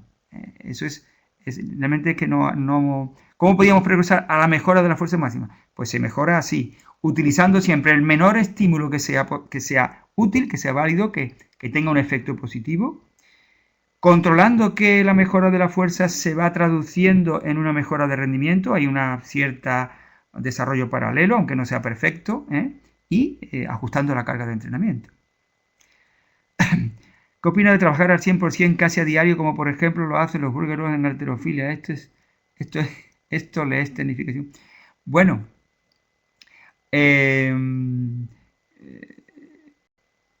opino que no se debería hacer, opino que no es necesario y ya yo creo que me quedaría en ese grado de opinión, porque ya lo demás no merecería la pena comentarlo. Yo opino que no es necesario. Fíjese, le doy un ejemplo. Un deportista que durante 5 años mejora su rendimiento en todas las competiciones que realiza, de 8 a 10 competiciones al año, en todas mejora el rendimiento. Durante ese tiempo, el sujeto en casi todas las competiciones bate récord nacional y durante ese tiempo consigue 7 medallas en los campeonatos europeos. Y este sujeto jamás realizó una repetición máxima, un 100% entrenando. Entonces ya con eso creo que es un ejemplo que puede dar pie a la reflexión.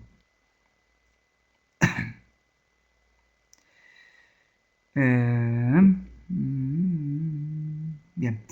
Señor Vadillo, yo trabajo con niños en una escuela de triatlón, con chicos y chicas de 8 a 12 años, y por falta de tiempo los tengo juntos, pero les pauto el trabajo según su fatiga, ya que hay varios niños con la misma edad, pero diferente desarrollo biológico. ¿Esto estaría correcto o sería conveniente cambiar, ya que en 5 minutos de calentamiento unos dan tantas vueltas, dan por X vueltas y otros más menos, y así lo mismo en juegos, sprint, obstáculos. Bueno, vamos a ver, si son niños, habría que hacerle alguna prueba para, digamos, ubicarlos, para conocer, por ejemplo, determinadas velocidades. Obviamente en niños tan pequeños, pues esto sería quizás poco preciso, quizás también no sería necesario, pero bueno, se puede, por ejemplo, si se puede en algún momento ver frecuencia cardíaca para determinados tipos de esfuerzo, hacerle un test sencillo, o yo optaría por otra, con esta edad, otra vía, sería entrenar poco, entrenar muy poco, progresivamente más, pero siempre poco. Las dos cosas, progresivamente más, pero siempre poco. Progresivamente más, pero siempre poco. Y obviamente, si hacen alguna competición, tomar nota del resultado de la competición y tratar de hacer una estimación de posibles velocidades de umbral o velocidades de consumo en esos casos. Yo creo que ese sería el planteamiento inicial. Lo más importante, entrenar poco, pero en progresión. Y comprobar que la fatiga realmente no aumenta mucho en cada sesión, se mantiene a unos niveles moderados, pero intentando una mínima progresión. Yo voy del juego, de lo global a lo específico, a lo técnico. Quiere decir que no hablo de técnica en estas edades. Por edades formativas, yo voy del juego. Bien. En edades formativas, hombre, muchas actividades no son negativas en sí mismas, pero lo que hay que plantearse es si esas actividades no retardan el aprendizaje de la técnica. Creo que el aprendizaje de la técnica, siempre que el sujeto posea la condición física suficiente, depende obviamente del tipo de deporte, pero siempre que tenga la condición física suficiente, debería aprenderse cuanto antes. Pero diría que el grado de exigencia y el grado de dificultad en el aprendizaje de la técnica debería venir o debe estar condicionado por el desarrollo físico. Porque claro, muchas veces la técnica no se puede hacer bien porque falta condición física. Obviamente falta fuerza para realizar una técnica determinada. Entonces yo creo que hay que combinar esas dos cuestiones. Así yo creo que sería una orientación que te podría dar en este momento, ¿no? Me baso en una dimensión lúdica y normativa. Sí, no, si eso yo lo veo bien, perfectamente, pero si el sujeto se va a dedicar a un deporte, no se trata de hacer un entrenamiento específico con las máximas exigencias de ese deporte, pero sí una orientación inmediata a ese deporte. ¿Qué haríamos con los niños, por ejemplo, de gimnasia artística, de gimnasia rítmica? Desde muy, muy, muy pequeños empiezan a aprender los ejercicios. ¿Qué ejercicios no hacen? Pues aquellos que tienen una exigencia física muy fuerte, muy importante. Y no lo hacen, ¿por qué? Porque físicamente no pueden. Entonces, dentro del desarrollo físico, biológico y provocado por el propio entrenamiento, debería perfeccionarse la técnica lo máximo posible, respetando esto, obviamente respetando la edad y respetando el tiempo de ejecución de técnica, respetando la exigencia, etcétera, etcétera. Todo esto, principios didácticos, digamos, que tendrían que aplicarse. De acuerdo con su recomendación de no trabajar con pesos máximos y atendiendo a la metodología de los 20 centímetros con sobrecarga, esto no tiene nada que ver con la conferencia. ¿Cuál sería la dosificación recomendada para estimular la fuerza máxima y la potencia? Vamos a ver. Habrá otros webinars en los que hablaremos de fuerza máxima, de potencia, etcétera, etcétera. Pero te diría, en primer lugar, solamente se mejora la potencia si mejora la fuerza.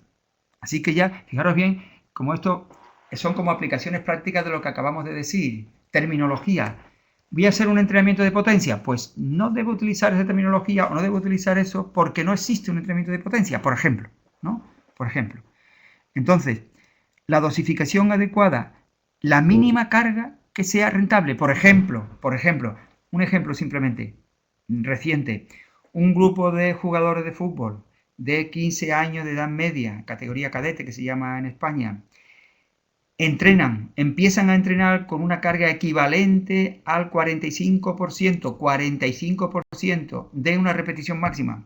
Esta repetición máxima obviamente no se midió, se estimó a través de la velocidad. Entonces empiezan a entrenar con una carga del 45% y se le programa, se le pone en el papel una carga progresiva del 45 hasta el 57% de la repetición máxima. Fijaros, 57. ¿Por qué el 57? Porque esa carga fue la que se midió.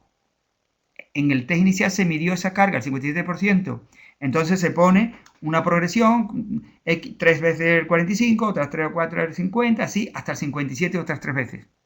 El sujeto realiza esas cargas programadas, que no se modifican, siempre calculando el porcentaje correspondiente. Cuando termina el periodo de entrenamiento, vemos el cambio en la fuerza máxima medida a través de la velocidad. Entonces, el cambio fue de una mejora del 29%. Conclusión, estos sujetos entrenaron siempre con el 45%, porque haciendo el cálculo, que está hecho, de la carga real que significa ese 57% que estaba programado, resulta que es el 45%, en función de la mejora que ha demostrado el grupo, los sujetos individualmente y el grupo al final del ciclo. Por tanto, la mejora que se ha producido ahí, muy grande, muy importante, del 29%, se ha debido a una carga real del 45%. Esa carga es suficiente y esa carga puede ser suficiente para toda la temporada. Para toda la temporada, puede ser, no digo que necesariamente, pero para algunos sujetos, por supuesto, porque esa fue la media y algunos sujetos entrenaron con una carga máxima al final del 35, 37, 40%. Es decir, la carga relativa fue disminuyendo a través del ciclo, porque para mejorar era suficiente el aumento de la carga absoluta, que esa estaba asegurada, porque se estaba aplicando en función de unos porcentajes programados previamente, que significaban necesariamente aumento de la carga absoluta. Entonces, ese planteamiento, eso es consecuencia de un enfoque tecnológico del entrenamiento, de análisis, de control del proceso de entrenamiento. Y esto es lo que hemos tratado de indicar en esta conferencia. Bien, yo no sé, ya creo que vi bien. Dice, podemos decir que la señal de entrada viene determinada, no sé si me salta alguna. No sé, quisiera pedirle una opinión personal acerca del punto de inflexión que se aprecia en el área en donde los grandes volúmenes se están reemplazando por altas intensidades durante lapsos cortos de tiempo con el objetivo específico de mejorar la eficiencia biomecánica. Opinión acerca del punto de inflexión que se aprecia en el área en donde los grandes volúmenes... Esto es una pregunta un poco... No sé cómo entenderla y un poco compleja, ¿no? Porque la pregunta dice acerca del punto de inflexión. Vamos a ver, mire, el punto de inflexión sabe dónde está, o el criterio de referencia sabe dónde está. Obviamente, no sé si está refiriendo a la actividad de natación o la actividad de entrenamiento de fuerza fuera del agua. Pero el criterio, esto es como una adivinanza, evidentemente, eso es muy complicado. Yo te diría, tú marca, controla, evalúa en la medida de lo posible el grado de fatiga que va produciendo cada sesión, incluso si pudieras cada serie. Obviamente esto en el agua puede ser más complicado que si fuera, pero bueno, en términos generales, el grado de fatiga. Y toma la decisión de llegar a un determinado grado de fatiga. Y observa el comportamiento del sujeto. Eso es lo que tienes que fijarte. Tú no puedes dibujar una evolución porque lo consideras así, por la razón que sea, y llegar hasta un volumen tal, hasta tal fecha. Y después dibujar otra línea que vaya marcando la intensidad. Bueno, eso puede ser una tendencia, una aproximación, pero tú tienes que, para tú dibujar bien esas líneas, en el caso que haya que dibujarlas, tienes que ir adquiriendo esta experiencia, este resultado de tu propio análisis y entonces entrenarás cada vez mejor. Eso es lo que te puedo decir, porque la pregunta es así muy, muy genérica, ¿no? En el sentido de... Y yo creo que eso es. No sé si te vale, ¿no? Vamos a ver, yo no sé ya por dónde voy. Una señal acerca del punto de inflexión. Bien. Dice, podemos decir que la señal de entrada viene dada por un periodo preparatorio general y preparatorio específico y la señal de salida en el periodo competitivo. No. La señal, no termino la pregunta, te contesto esta parte. La señal de entrada es cada sesión de entrenamiento, cada repetición, cada serie que realizas. Esa es la señal de entrada. Hay señal de entrada permanentemente. Obviamente un día tiene una señal de entrada que ha consistido en X series, X repeticiones, X tiempo, etcétera, etcétera.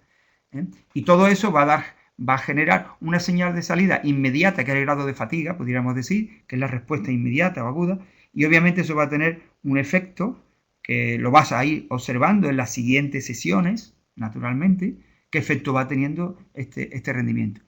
Dice, es decir, entiendo que cada sesión tiene una señal de entrada específica para una señal de salida esperada, pero podemos dividir un macrociclo en etapas de señales de entrada. No. Señales de entrada y salida no. Permanentemente, como he dicho, señales de entrada y permanentemente señales de salida. Y digamos que permanentemente en cada serie, en cada repetición.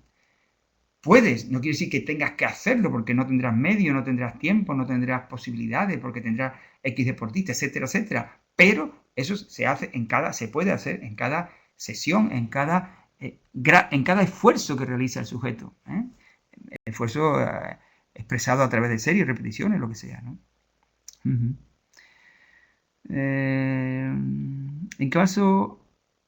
¿En qué me baso en una dimensión lúdica y aprender a través de las reglas? Me refiero a fútbol. Comparto su opinión de introducir la base del grado de desarrollo del niño técnica. Vale.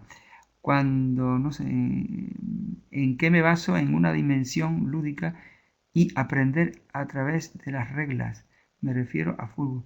Obviamente, estos tipos de aprendizajes son menos susceptibles de cuantificación física. Y aquí la referencia fundamental es el grado de ejecución, la calidad de la ejecución y el deterioro de la ejecución a la hora de practicarlo. Esto no quiere decir que tenga que practicarse el gesto, el aprendizaje, hasta que se llegue al agotamiento, sino, observar, el estado de ánimo, si la ejecución va mejorando, si se mantiene, y también tener en cuenta, en ese momento, hasta ahora, qué tiempo hemos utilizado para esto, qué grado de... Porque claro, aunque esté haciendo un aprendizaje, implica también un grado de fatiga. Entonces, hasta ahora, ¿qué grado de fatiga hemos alcanzado cuando realizamos este tipo de práctica, este tipo de aprendizaje? Bueno, pues llegar como máximo al máximo anterior, o tomarlo como referencia, o no llegar al máximo, o un poquito más. Es decir, no introducir de pronto un grado de fatiga excesivo, ¿no? Eso es lo que te podría decir, ¿no? Cuando la fuerza específica media de aplicación en un deporte cíclico está muy próxima a la fuerza máxima de aplicación, ¿cuál sería el siguiente paso? Dice, esto es una pregunta primero, o una afirmación. Cuando la fuerza máxima específica media de aplicación en un deporte cíclico está muy próxima a la fuerza máxima de aplicación, ¿cuál sería el siguiente paso para la evaluación deportiva? Cuando la fuerza máxima... Bueno, tendría que ser seguir mejorando esa fuerza específica. Es decir, que el rendimiento en determinados tipos de deporte, en determinadas acciones, depende de que seas capaz de aplicar más fuerza en menos tiempo. Depende de que seas capaz de aplicar más fuerza en menos tiempo. Esto es así cuando las acciones hay que realizarlas a la máxima velocidad posible. Obviamente, no siempre en los deportes las acciones hay que realizarlas a la máxima velocidad posible. Por una parte, porque hace falta también precisión. Y por otra parte, porque el esfuerzo puede durar un tiempo prolongado. Y por tanto, si haces una acción a la máxima velocidad posible, pues entonces las acciones que vas a realizar son pocas. Es decir, no vas a obtener el mejor rendimiento, puesto que estás distribuyendo mal la energía. Entonces, sin embargo, ¿cómo puedes mejorar el rendimiento? Si mejoras la fuerza máxima y la acción específica. o la fuerza máxima en una acción discreta, que es a la máxima velocidad posible, o la fuerza media máxima durante el desarrollo de un esfuerzo relativamente prolongado. Relativamente más o menos prolongado, lógicamente. Cuando la fuerza específica media la aplicación de... Bien, vale.